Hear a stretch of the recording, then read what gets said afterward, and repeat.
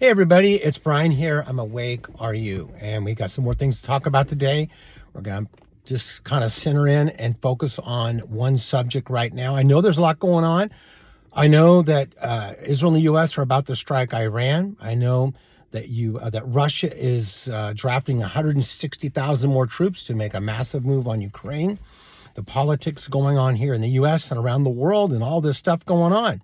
But we're going to focus on something that is actually more dangerous than all of that. And I've talked about it all the time, and there's more articles that came up today and in the past that point to this event. These actually events that we're entering right now. We're seeing the beginning of these events. I don't mean World War III. That's the least of our problems. I'm talking about events that are going to affect the planet.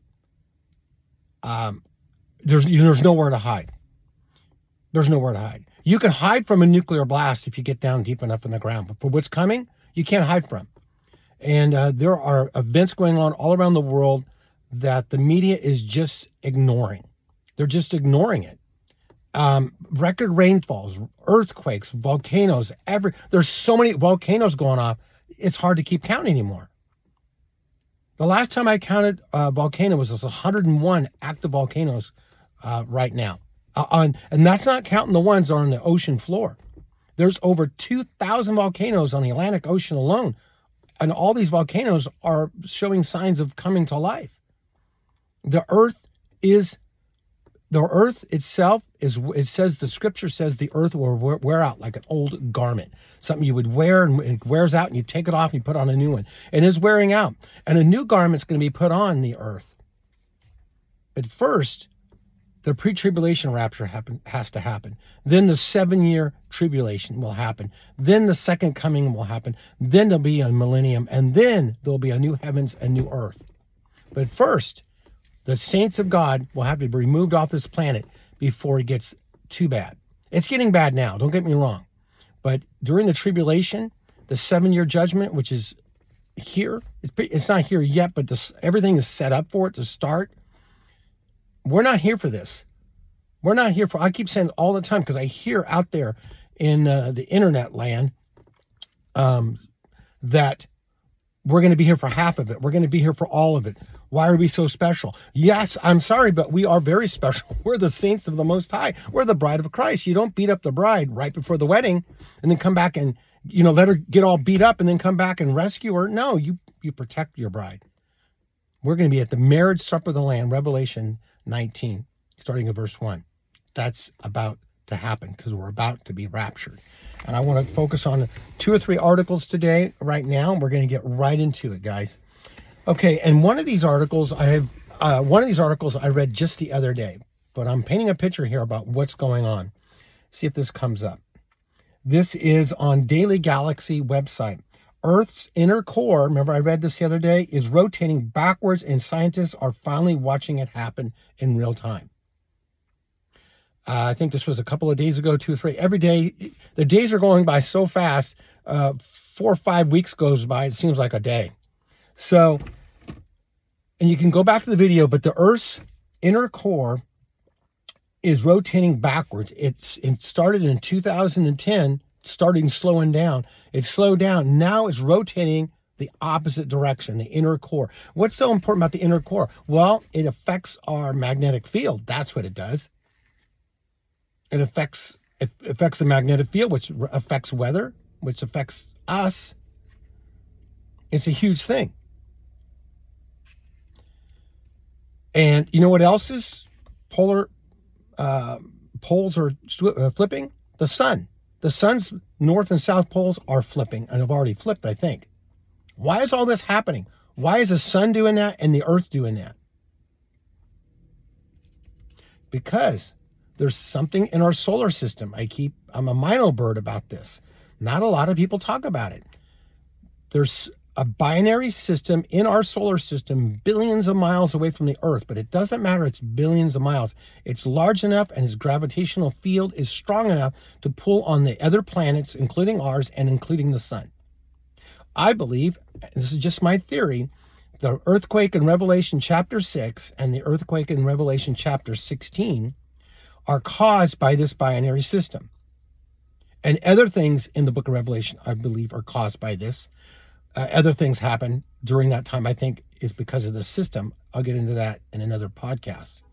But right now, I believe what's going to happen in this planetary system will make a close approach to our sun and to the earth. It won't hit the sun, it won't hit the earth, but it'll be close enough to cause a massive worldwide earthquake in Revelation chapter 6. Then in chapter 16, I believe it goes around the backside of the sun, comes back the other direction, heading out of the solar system, passes by even closer, and causes the earthquake in chapter 16. It's just my theory, my guess, but something's causing these earthquakes now. Have you noticed there's been an uptick in earthquakes? I've said this before. I'll give the stats again. I just did a podcast on this not that long ago, that in 1984, there was 66,000 earthquakes worldwide, 2 or above. Last year in 2024, there was 504,000. Is that an uptick? Earthquakes in various places? An increase like birth pains? Well, the Earth's inner core is rotating backwards. I did it. You can look up the video a few days ago I did on this. What's causing that? I believe what I just said is causing that, and causing all the weird stuff going on everywhere around the world as far as physical activity in the weather, the earth movements, the volcanoes, and even people. Even people. Why would you say that, Brian? The magnetic field of our atmosphere is changing. The pressure in the upper atmosphere is changing. That's why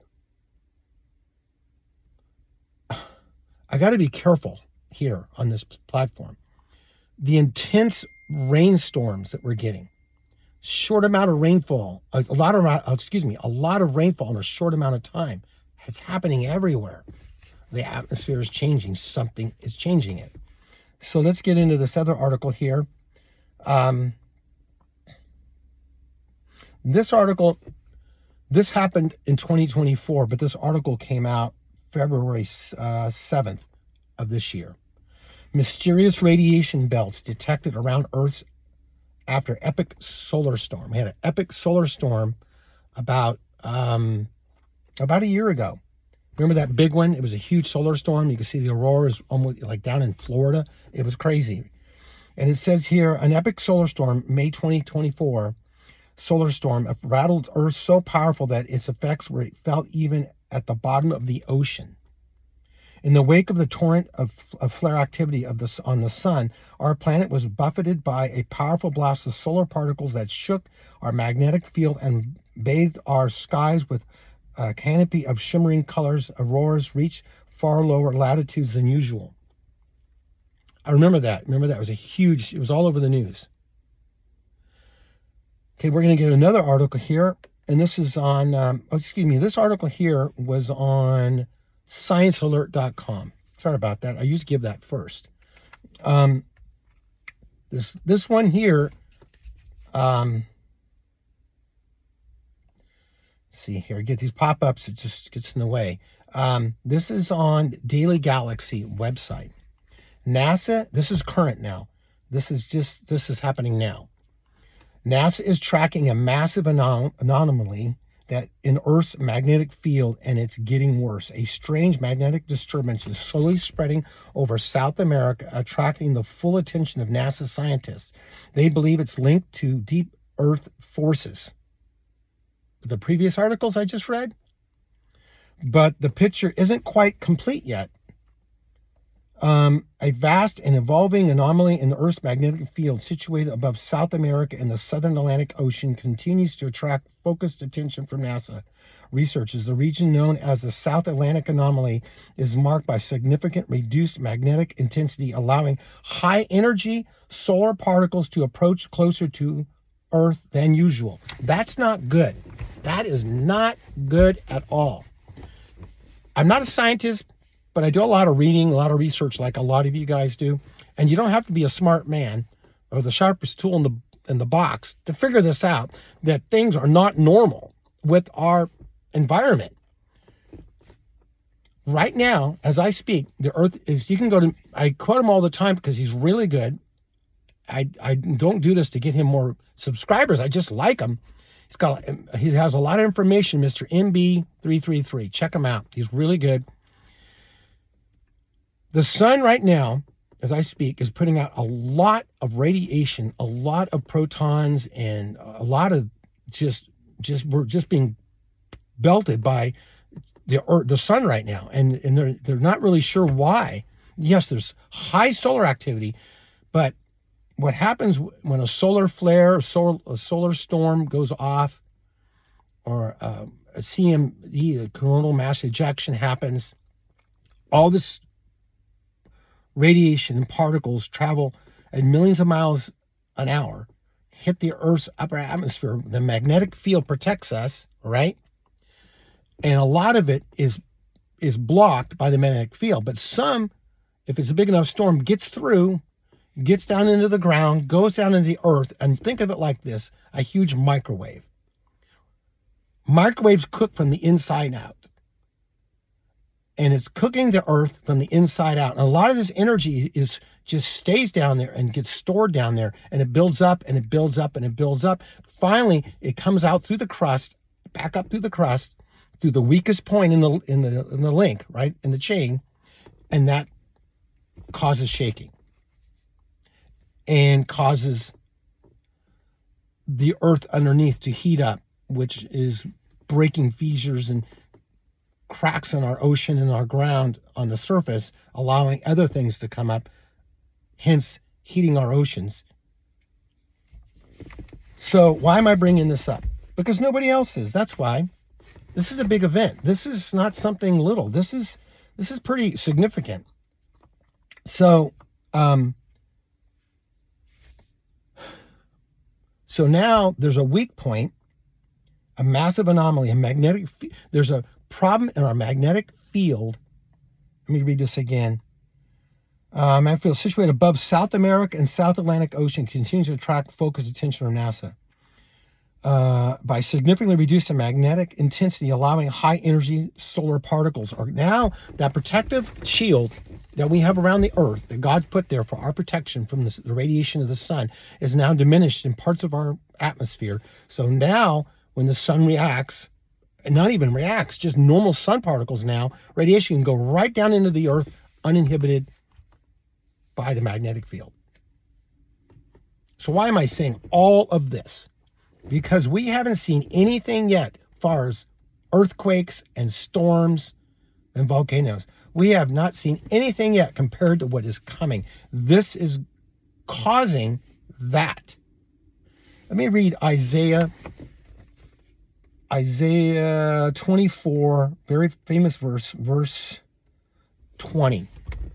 The earth reels to and fro like a drunkard, and it totters like a shack. For its transgressions is heavy upon it, and it will fall, never to rise again. Matthew 24, Luke 21, especially Luke 21 says, when you see the beginnings of these things, look up, your redemption draws nigh. The beginnings of what? Of the rumors of wars, of earthquakes, famines, pestilence. And he says, be like birth pains. The birth pains are increasing. The intervals between the pains is shortening. The birth of our Lord, not the physical birth at Christmas, but the rapture is about to happen any moment. Without World War III, if mankind was living right now in total peace and harmony, no world wars, no conflicts, this is still going to happen. And I'm going to read that passage that I quoted in the beginning, Revelation 16. And I'm going to read it. I've read it before. And here we go. Revelation 16, verse 17. And what I just talked about, those three articles, is an effect of what's in space. And That object in space has made a trip for thousands and thousands of years and happens to get here at this time in history of mankind. Do you believe in coincidences? I don't. It says right here, chapter 16, verse 17 of Revelation. Then the seventh angel poured out his bowl upon the air, and a loud voice came out of the temple from the throne of saying, "It is done." And there were flashes of lightning and sounds and peals of thunder, and there was a great earthquake, such as there had not been since man came to be upon the earth. So great an earthquake was it, and so mighty. The great city was split into 3 parts, and the cities of the nations fell.